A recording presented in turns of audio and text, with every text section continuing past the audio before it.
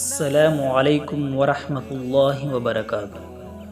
الحمدللہ، خوش آمدید آپ کے اپنے چینل نیک رہیں میں، جہاں ہم روزانہ سنت رسول اللہ صلی اللہ علیہ وآلہ وسلم سے جڑی آج کی حدیث لے کر آتے ہیں۔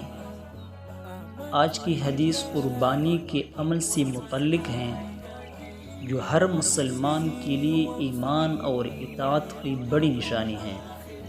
حدیث مبارک: حضرت انس بن مالک رضی اللہ تعالی عنہ فرماتے ہیں، میں نے رسول اللہ صلی اللہ علیہ وآلہ وسلم کو اپنی قربانی اپنے ہاتھ سے ذبح کرتے ہوئے دیکھا۔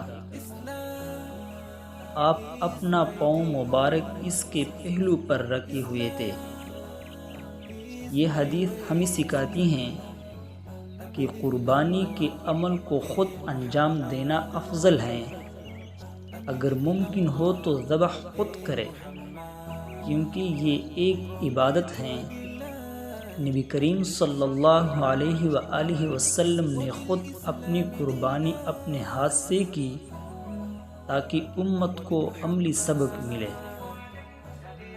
پاؤں جانور کے پہلو پر رکھنا ایک حکمت بڑا عمل ہے، تاکہ جانور سکون سے رہے اور تکلیف کم ہو۔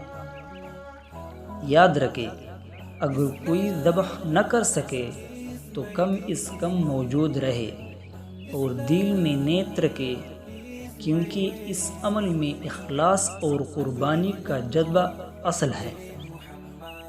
اگر آپ کو یہ حدیث پسند آئی ہو تو چینل کو سبسکرائب کریں، ویڈیو کو لائک اور شیئر کریں، اور کمنٹس میں سبحان اللہ ضرور لکھیں۔